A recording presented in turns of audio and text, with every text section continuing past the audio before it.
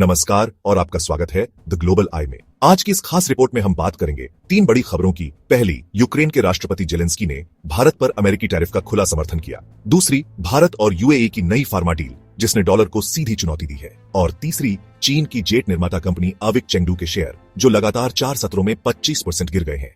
आइए शुरुआत करते हैं पहली खबर से।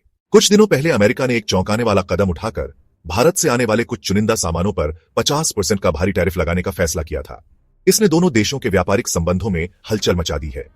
इस अप्रत्याशित कदम को लेकर दुनिया भर के आर्थिक और राजनीतिक गलियारों में तीखी बहस छिड़ गई है। इसी बीच यूक्रेन के राष्ट्रपति वोलोदिमीर जेलेंस्की ने ट्रंप का इस फैसले को जायज ठहराते हुए इसका खुलकर समर्थन किया है। उन्होंने कहा, मैं मानता हूं कि भारत पर टैरिफ लगाना अमेरिका का सही फैसला है। अपनी जिद की वजह से पूरे देश को युद्ध में धकेलने वाले जेलेंस्की का यह बयान ऐसे समय में आया है जब हाल ही में एससीओ शिखर सम्मेलन में प्रधानमंत्री मोदी, रूसी राष्ट्रपति पुतिन और चीनी राष्ट्रपति शी जिनपिंग की जुगलबंदी सकारात्मक पृष्ठभूमि की ओर इशारा कर रही है। नाटो का ख्वाब सजाएं जेलेंस्की, जो अपनी सुरक्षा के लिए यूरोप और अमेरिका पर निर्भर रहना चाहते हैं। उन्हें न तो वैश्विक तेल संकट से कोई मतलब है और न ही वैश्विक व्यापार संतुलन से। इससे परे एशिया में बनते इस नए शक्ति संतुलन ने अमेरिका की चिंता और बढ़ा दी है। अमेरिका दशकों से दुनिया का नेता रहा है, लेकिन चीन अब अफ्रीका, एशिया और लैटिन अमेरिका में निवेश करके और बेल्ट एंड रोड इनिशिएटिव जैसे प्रोजेक्ट से अपना दबदबा बढ़ा रहा है। इससे अमेरिका को डर है कि वह अपनी ग्लोबल पोजीशन खो देगा। विशेषज्ञों का मानना है कि वॉशिंगटन इस टैरिफ के जरिए भारत पर दबाव बनाकर उसे चीन और रूस से दूर करना चाहता है और चीन के खिलाफ एक विकल्प के तौर पर तैयार करना चाहता है। लेकिन भारत अपनी स्वतंत्र नीति पर कायम है, जिसपे ट्रंप धीरे धीरे झुकते हुए नजर आ रहे हैं। आपको क्या लगता है, ट्रंप का यह कदम उल्टा असर करेगा और भारत, रूस और चीन के इस उभरते हुए त्रिकोण को और भी ज्यादा मजबूत कर देगा? अब बात दूसरी बड़ी खबर की। भारत और यूएई ने अपने द्विपक्षीय संबंधों को मजबूत करते हुए एक ऐतिहासिक फार्मा डील की है, जो उनके व्यापक आर्थिक भागीदारी समझौते सीईपीए का एक महत्वपूर्ण हिस्सा है। इसके तहत भारत में बनी उच्च गुणवत्ता वाली जेनेरिक दवाइयों को अब यूएई के बाजार में तेजी से मंजूरी मिलेगी और उनका निर्यात संभव होगा। सबसे खास बात यह है कि यह लेन देन अमेरिकी डॉलर में नहीं बल्कि स्थानीय मुद्राओं में होगा। यह डी-डॉलराइजेशन की दिशा में एक बड़ा रणनीतिक कदम है, क्योंकि भुगतान भारतीय रुपए और यूएई दिरहम में किया जाएगा। इससे दोहरे फायदे होंगे। एक तरफ दोनों देशों की अर्थव्यवस्था मजबूत होगी और व्यापार बढ़ेगा, वहीं यूएई के लोगों को किफायती और उच्च गुणवत्ता वाली दवाइयां भी मिलेंगी।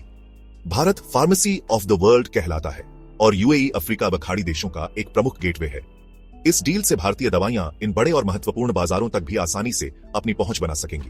इसके अलावा बैठक में आयुर्वेद और पारंपरिक चिकित्सा को बढ़ावा देने पर भी जोर दिया गया, जिससे इस क्षेत्र में सहयोग के नए रास्ते खुलेंगे। भारत के वाणिज्य मंत्री पीयूष गोयल और यूएई के विदेश व्यापार मंत्री डॉठानी अल जायौदी ने मिलकर इस समझौते को नया आयाम दिया। अब रुख करते हैं चीन की ओर। चीन के प्रमुख रक्षा ठेकेदार और सैन्य आधुनिकीकरण के एक महत्वपूर्ण स्तंभ, जेट निर्माता कंपनी अविक चेंगडू, जो J-10 जैसे उन्नत फाइटर जेट बनाती है, उसके शेयरों में जबरदस्त गिरावट देखी गई है। पिछले 4 ट्रेडिंग सत्रों में ही यह शेयर 25% टूट चुका है, जिससे कंपनी के बाजार मूल्यांकन में भारी कमी आई है और निवेशकों में गहरी चिंता बढ़ गई है। यह गिरावट 3 सितंबर से शुरू हुई।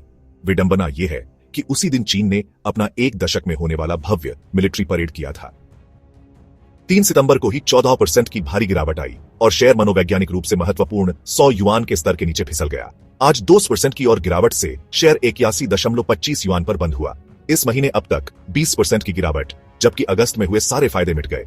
दिलचस्प बात यह है कि पूरे साल में यह स्टॉक अब भी 19% ऊपर है और पाकिस्तान की ओर से मई में किए गए दावों के बाद इसमें तेजी आई थी।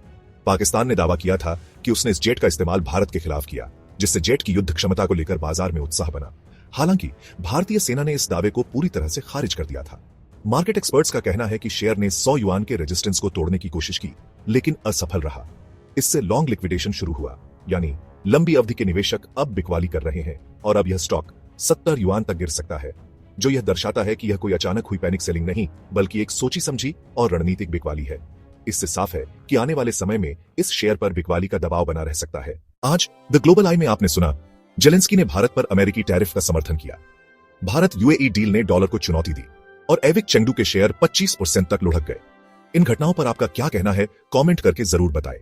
The global I.